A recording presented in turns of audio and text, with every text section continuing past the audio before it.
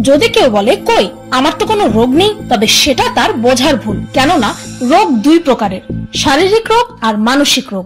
আর প্রতি 4 জনের মধ্যে একজন মানুষই কোনো না কোনো মানসিক রোগে আক্রান্ত।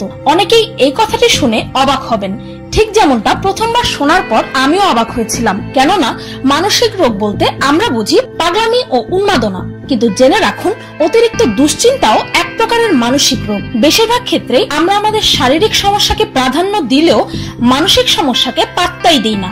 কিন্তু এই মানসিক সমস্যা যে অনেক দুরারোগ্য শারীরিক সমস্যার চাইতেও অনেক বেশি ভয়ঙ্কর আর মারাত্মক, তা পিনিকপার আজকের পর্বে আপনারা জানবেন। অনেক সময় অনেক বিচিত্র রোগ চোখের সামনে আসলে তা দেখে আমরা অভিভূত হই। আবার হয়তো আপনার পাশের লোকটি তার সুপ্ত কোনো মানসিক রোগের কারণে সে তার ভেতর থেকে মানুষরূপী জন্তু হয়ে উঠেছে। আপনার আশেপাশের সেই মানুষরূপী জন্তুদেরকে কি আপনি চেনেন? ফ্রিগলি ডিলিউশন। অনেক মুভিতেই দেখানো হয় যে প্রেমে হাবুডুবু খেয়ে হিরো বা হিরোইন সব জায়গাতেই একে অন্যকে দেখতে পায়। জানলে অবাক হবেন যে এরকম একটা মানসিক রোগ এক্সিস্ট করে, যা আমাদের চিন্তার চাইতে অনেক বেশি অদ্ভুত। এই রোগে আক্রান্ত মানুষেরা তাদের চারপাশের সবার মধ্যে একই রকম চেহারা দেখতে থাকে। তাদের মনে হয় যেন তাদের চেনা সেই মুখের মানুষটি এক এক রকম মেকআপ করে ভিন্ন ভিন্ন পোশাক পরে আলাদা আলাদা রূপে তাদের সামনে আসছে। আর এর সম্পূর্ণ বিপরীত এক রোগ যাকে বলা হয় ক্যাপ্রাস ডিলিউশন। সেই রোগে আক্রান্ত মানুষদের মনে হয় যে তার অত্যন্ত কাছের মানুষ, যেমন তার মা, বাবা, সন্তান বা স্ত্রী, এদের মুখোশ ধারণ করে খারাপ উদ্দেশ্যের মানুষেরা তার চারপাশে ঘোরাঘুরি করছে ও সেই খারাপ উদ্দেশ্যের মানুষেরা তার ক্ষতি করতে চায়।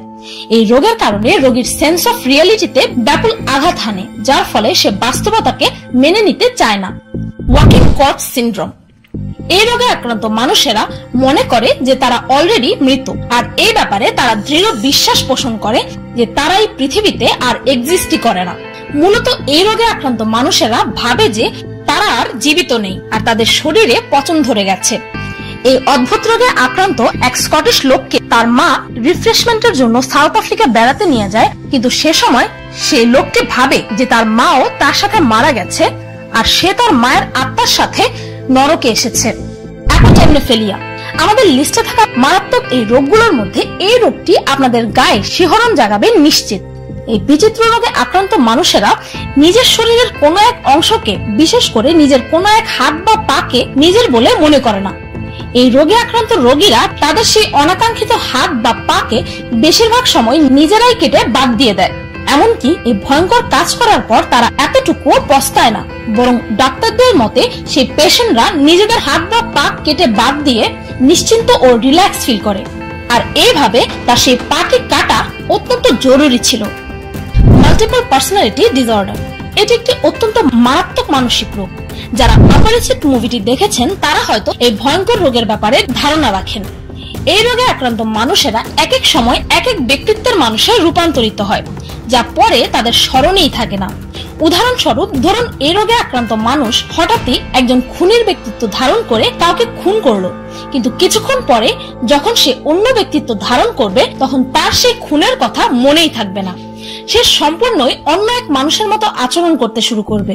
সাধারণত এই রোগের রোগীদের মধ্যে একাধিক ব্যক্তিত্বের জন্ম নেয়। 1970 সালে মিলিগান নামে এক রেপিস্টকে আটক করা হলে জানা যায় যে তার মধ্যে এই রোগের কারণে মোট 21টি ব্যক্তিত্ব আছে, অর্থাৎ তার ভেতরে 21 জন আলাদা আলাদা মানুষ একসাথে বাস করছে।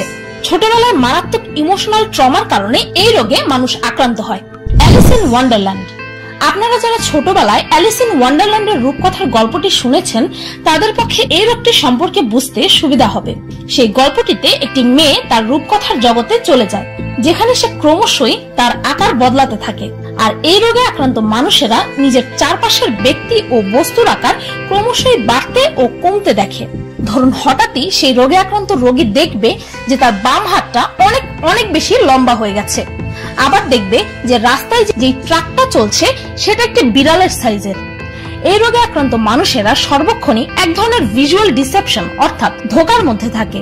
আর আপনি জানলে অবাক হবেন যে এটি সম্পূর্ণই একটি মানসিক রোগ। এই রোগীদের চোখের কোনো ধরনের কোনো সমস্যাই থাকে না। লাইকানথ্রপি। এই অদ্ভুত রোগে আক্রান্ত মানুষেরা মনে করে যে বাস্তবে তারা পশু, বিশেষ করে শিয়াল। আর এরা অনেকটা সেই শিয়ালের মতো আচরণ করাও শুরু করে দেয়। এই রোগের আরো একটি প্রকারভেদ আছে যাকে বলা হয় বনথ্রফি, যার ফলে সেই মানুষটি মনে করে সে আসলে একটি গরু। রাস্তায় হঠাৎই চলতে চলতে এই রোগে আক্রান্ত মানুষেরা নিজেদের গরু মনে করে হঠাৎই একটি ঘাস ভর্তি মাঠে হাঁপার কাটতে কাটতে ঘাস খাওয়া শুরু করে দিতে পারে। এলিয়েন হ্যান্ড সিনড্রোম অত্যন্ত অদ্ভুত ও ভয়ঙ্কর। এই মানসিক রোগে আক্রান্ত মানুষদের নিজের এক হাতের উপর কোনো নিয়ন্ত্রণ থাকে না। এ রোগে আক্রান্ত মানুষদের এক হাত কখন যে কি করবে তা সেই মানুষটি ধারণা বা নিয়ন্ত্রণ কোনোটাই করতে পারে না। এদের আচরণ দেখে মনে হয় যেন তার এক হাত নিজের ইচ্ছা মতোই উল্টোপাল্টা কার্যকলাপ করছে। ধরুন এক হাত দিয়ে সেই লোকটি সিগারেট ধরাচ্ছে, আবার অন্য হাত দিয়ে সিগারেটটি নিভিয়েও দিচ্ছে।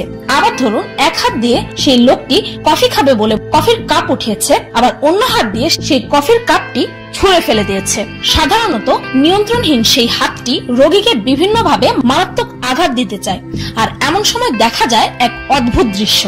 এ সময় রোগী নিজের এক হাতের সাথে নিজেরই প্রাণ বাঁচানোর জন্য যুদ্ধ করতে থাকে। আর দুঃখজনক হচ্ছে এই যে এই ভয়ঙ্কর রোগের কিওর আজ পর্যন্ত বের করা সম্ভব হয়নি। পাইকা এই রোগে আক্রান্ত রোগীরা এমন সব জিনিস খেতে থাকে যেগুলোর কোনো নিউট্রিশনাল ভ্যালুই নেই, অর্থাৎ যেগুলোকে খাবার বলে গণ্যই করা হয় না। যেমন ধরুন রং, কাঠ, লোহা ইত্যাদি উদ্ভট জিনিস খায় এরা। তবে তাদের অদ্ভুত এই খাবারের নেশা তাদের মৃত্যুর কারণও হতে পারে, কেননা অনেক সময় এই ধরনের রোগীরা লোহার তৈরি চোখা জিনিস খেয়ে ফেলে, যা শরীরের ভেতরের অঙ্গ প্রত্যঙ্গকে মারাত্মকভাবে ক্ষতিগ্রস্ত করে। ছোটবেলায় পরীক্ষা দিয়ে এসে রেজাল্ট পাওয়ার আগের দিন পর্যন্ত প্রচন্ড মানসিক রোগে ভোগে বেশিরভাগ স্টুডেন্টরা, কারণ রেজাল্ট খারাপ করলে তো বাসা থেকে সর্বনাশ করে ফেলবে। তারপর টেনশন জব পাওয়ার, আর তারপর টেনশন সেটেল হওয়ার। এসব দুশ্চিন্তার পর জৈবিকভাবে মানুষ সফল হলেও বিভিন্ন মানসিক দুশ্চিন্তার কারণে ভেতর থেকে এরা এক পঙ্গু ও বিফল মানুষে পরিণত হয়, আর এক সময় এই মানসিক রোগ নিয়ে মারাও যায়। আমরা মানুষেরা তো জন্মগতভাবে অধীন। কিভাবে? আমরা আমাদের মা বাবার অধীন, পরিবারের ও আপনজনদের অধীন, আর সব থেকে বড় এই সমাজের অধীন।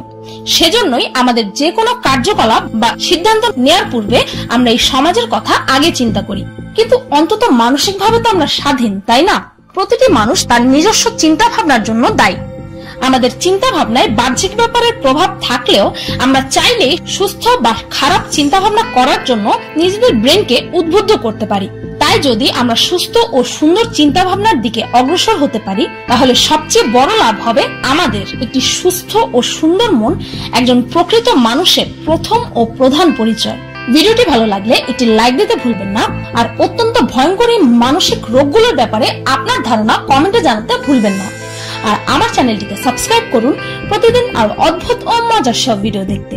আজকের মতো পর্যন্তই, দেখা হচ্ছে পরের ভিডিওতে।